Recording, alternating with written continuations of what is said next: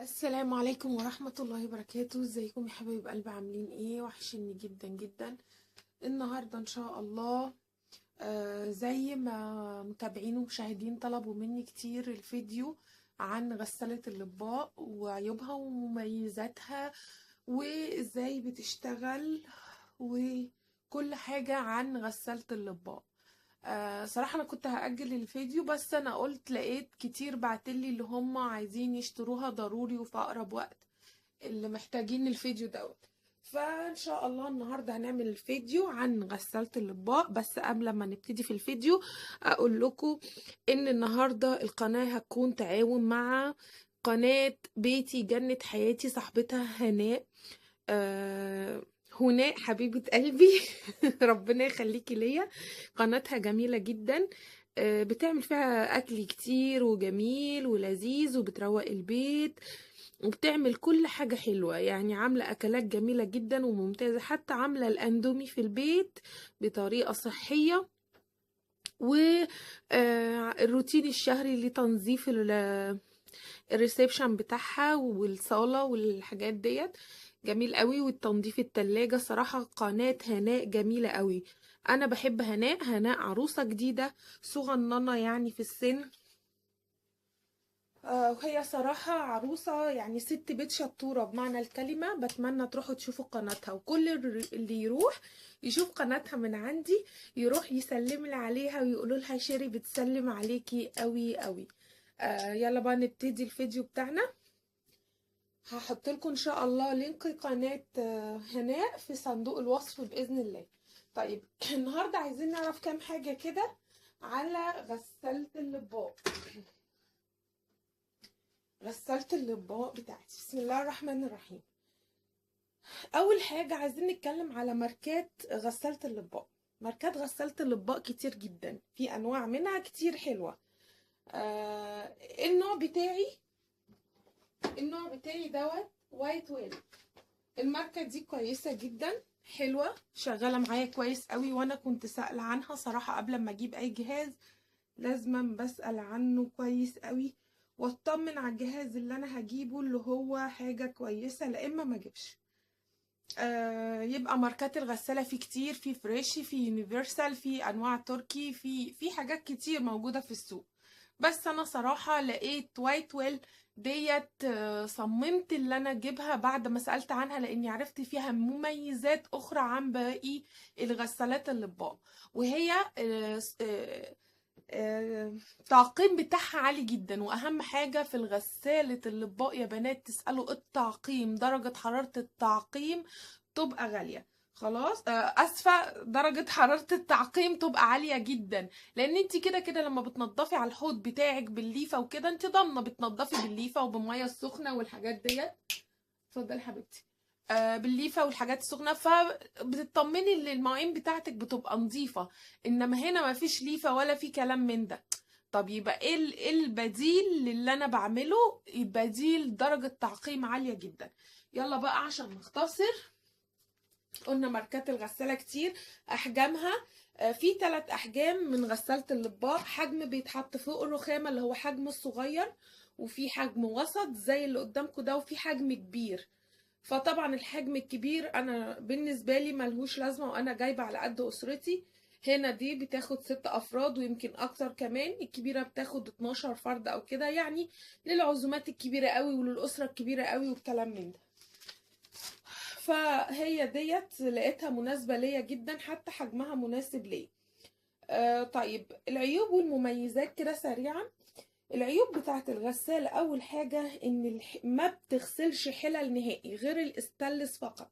يعني أنا بحط فيها الحلل الاستانلس بتاعتي بتطلع ما شاء الله زي الفل، ولا بتسود ولا بتغمق ولا الكلام ده كله، بتطلع لي زي الفل. بس يكون استانلس أصلي. ما ينفعش تيفال، ما ينفعش ألمونيا، ما ينفعش الكلام ده كله. طب ايه تاني العيب بتاعها؟ اللي هي مش بتوفر، يعني ما عندهاش ميزة التوفير دي غسالة الاطباق خالص، يعني لاني الحاجات بتاعتها غالية جدا. تمام. يعني المساحيق بتاعتها مش زي الغسالة الاوتوماتيك، خلاص انت بتجيبي في الشهر مثلا علبة اريا لو ايا كان اللي انت بتستعمليه وخلاص. لا، ديت بتستعملي ليها كذا حاجة وهوريهم لكم ان شاء الله. فالحاجات دي غالية، تمام، ولازم تفكري كويس جدا قبل ما تجيبيها. فالحاجات اللي انت بتستعمليها لغسالة الاطباق سعرها غالي. طيب ايه تاني؟ برضو من عيوبها، هو طبعا في برامج كتير فيها، هما تقريبا 7 أو 8 برامج، يعني كل برنامج ليه وقت معين. بس انا صراحة من ساعة ما جبتها لغاية دلوقتي انا ما استعملتش ولا برنامج غير هو اكبر وقت اللي هو بيقعد 3 ساعات تقريبا او 3 ساعات ونص، يعني حاجة كده يعني. فهو ده اللي دايما استعمله، لان انا برضو ببقى عندي انا اصلا شك دايما وسواس في نظافة حاجتي، فلازما حتى لو حاجات ما تستدعيش اللي هي تتعمل على الوقت ده، لا برضو انا بعملها على الوقت دوت. طيب خلاص كده عرفنا ايه المشكلة والعيوب، هي دي بس فقط لا غير. المميزات طبعا اللي انت بتستعمليها في الوقت اللي فعلا محتاجة فيه غسالة اطباق، اللي هو زي ايه، زي امبارح كان شتا جدا ومش قادره، الميه دافيه او كل حاجه، بسخن الميه في الخلاط بتاع الحنفيه وكل حاجه، بس مش قادره اقف واغسل، الدنيا برد برد. فعملت ايه؟ حطيت حاجتي هنا في الغساله وخليتها زي الفل. ودايما اشغلها بالليل وتخلص براحتها ال3 ساعات، واقوم الصبح بدري تكون حاجتي كمان متصفيه ومتعقمه وكل حاجه، فالحاجه بتبقى زي الفل. طيب ايه تاني مميزاتها اللي انتي ما يعني انا مثلا، انا اللي خلاني احتاج غسالة اطباق، اللي انا ايديا كانت وما زلت الدكاترة منعاني بلمس اي صابون او اي كلام من ده، لاني عندي مشكلة. تمام، فهو ده اللي احتجت غسالة الاطباق لذلك، لاني انا ما ينفعش دايما ايدي تبقى في الصابون. بتنفعك في ايه؟ لما بيبقى عندك عزومات كتير ومطلعه القطقم بتاعتك الكبيره بقى، الاركبل او الصيني او كلام من ده، بتنفعك حلو قوي. بيبقى عندك اطباق كتير مش نظيفه، بتحطيها بقى وترصصي وهي تغسل تطلعهم لك زي الفل. طيب خلاص قلنا كده، خلاص المميزات والعيوب قلناها وكل حاجه. آه، طريقه التشغيل، تمام، يلا نشوف مع بعض طريقه التشغيل. طريقه التشغيل بتاعتها هي سهله جدا. نوريكم الاول من هنا. اولا دي قلت فيها 7 برامج، تمام، كل برنامج ليه وقت مختلف حسب المواعين بتاعتك نظيفه قد ايه، يعني بتظبطي برنامج عليها.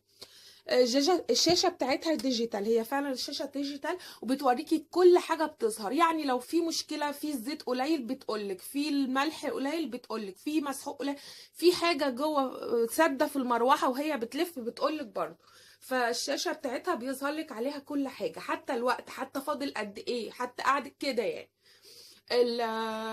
الوحيده تعقيم حتى تقريبا يعني 80 درجة أو كده، يعني التعقيم بتاعها عالي جدا، هي الماركة دي عشان كده أنا جبتها.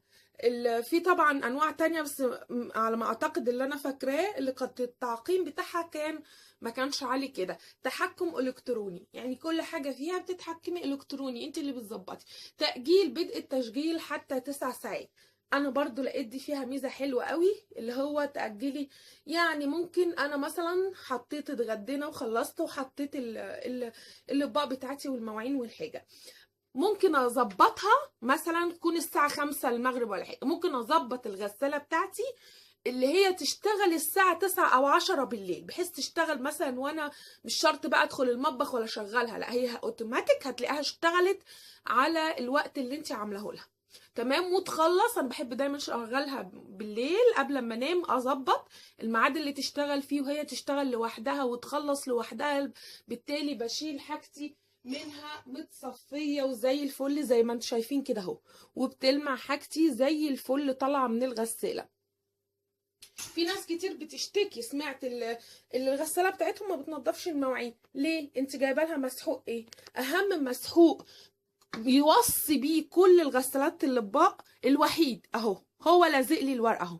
بصوا، لاحسن نظافه ننصح باستخدام فينش. هو ده فينش، ده هو ده السر. عايزه مواعينك نظيفه استعملي فينش، عايزه تحافظي على غسالتك وعدم تكتلات وتكيسات المواعين عليها وتجير وتجير ومتبقاش نظيفه منك، استعملي فينش. فينش صراحه متخصصه في اللي هي عامله كل منتجات غساله الاطباق، يعني بجيب الملح فينش، بجيب الزيت فينش، بجيب المسحوق بتاعها فينش، تمام كده. طيب هجيب لكم الحاجات اللي انا بستعملها اللي موجودين دلوقتي عندي، وبعدين هنكمل. يلا يا حبايب قلبي نعرف، هي دي الحاجات اللي موجوده عندي حاليا اهو. فينيش دوت، هو ده المسحوق بتاع غسالة الأطباق. في أنواع تانية كتير وأرخص، بس مش هتطلع لك الأطباق بتاعتك والمواعين زي ما انت عايزة.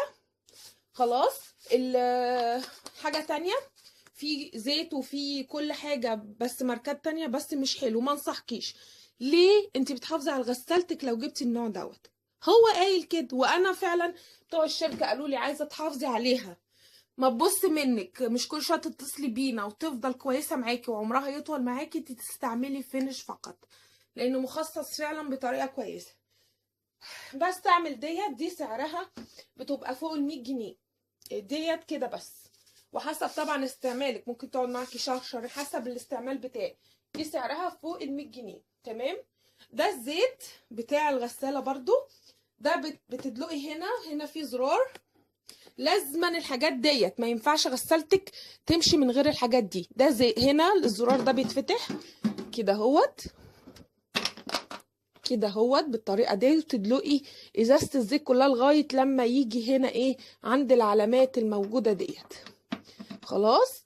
هنا دوت، هنا في زرار كده بتدوسي يتفتح كده هوت. ده بتحطي هنا المسحوق. لو الحاجات ازاز ومش موسخه قوي بتحطي هنا مكيال واحد من المعلقه اللي جوه. لو الحاجات بتاعتك موسخه قوي بتحطي هنا وهنا. خلاص. طيب في طبعا حاجه تانية، في ملح، في كرتونه ملح بجيبها برضو من فينش، دي لازم تجيبيها. الملح ليه؟ الملح عشان بيمنع زي ما بتقولوا كده بيعقم الميه، بيمنع الاملاح اللي بيدوب الاملاح اللي فيها، بيمنع الميه تجير بالصابون على الاطباق بتاعتك. يعني بمعنى اصح بيمنع التكيسات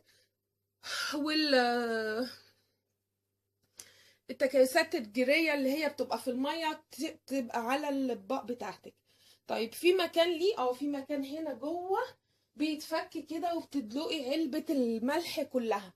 دي صراحة ممكن تقعد معاكي في الغسالة، ما تحتاجيش في خلال شهرين او 3 احيانا، بس عشان انا ما بستعملهاش كتير غير لما احتاج فعلا غسالة الاطباق ومش قادرة، او عندي عزومة، او انا سقعانة، او انا ايدي تعبانة، او الكلام ده كله.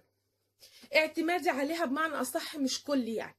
في هنا طبعا زرار تاني، في هنا بقى فلتر بتاع الغسالة، لازم يتفك كل فترة وتنضفي، عشان لو في اي حاجة وقعت بتمسك في الفلتر دوت تحت وايه، وتطلعيه وتفكيه وتغسليه على الحوض وتركبيه تاني، سهل جدا. خلاص. طيب احنا قلنا علبة المسحوق بتاعتها عشان نبقى عارفين قبل ما نجيب حاجة، عشان ما تفتكروهاش هم حبة صابون هيدلقوا فيها وتقفلي هتغسلك خالص، الموضوع اكبر من كده. يبقى ازازة الصابون بتاعتها دي قلت لكم ب100 في حاجة ازازة الزيت تقريبا بحاجة و60. علبة الملح برضو قولوا يعني تقريبا، انا فاكرة اللي هي اغلى من حاجة و60، بس قولوا حاجة يعني زي الزيت او كده. طيب في حاجة تانية احيانا بعملها، لو ما كانش عندي مسحوق والحاجات دي عقبال ما اجيب، دايما عندي كبسولات الاحتياطيه. الكبسولات الاحتياطيه ديت عباره عن كبسوله فيها التلات حاجات اللي انت محتاجاهم، الصابون والملح والزيت، التلاتة موجودين في الكبسوله دي. خلاص. اهيت كبسوله بتبقى عباره عن كده. خلاص. بتفتحيها ماشي اهو، ده شكلها، وبتحطيها فين جوه في الغساله، ليها ايه زي علبه كده صغنونه بتحطيها فيها، وبتشغلي زرار معين، مش اي زرار في الغساله، في زرار معين بتشغليه وبعدين تغسلك وتخليلك حاجتك زي الفل. تمام كده. كفايه كده. هوريكم اطباق هي غسلاها.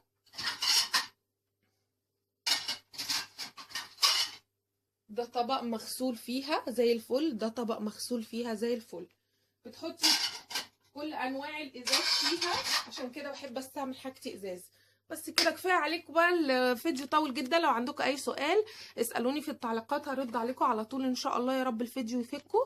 لو عجبكم الفيديو دوسوا لايك. شكرا، كنتم مع قناه اسرار شيري، وما تنسوش قناه هناء الجميله. شكرا والسلام عليكم ورحمه الله وبركاته.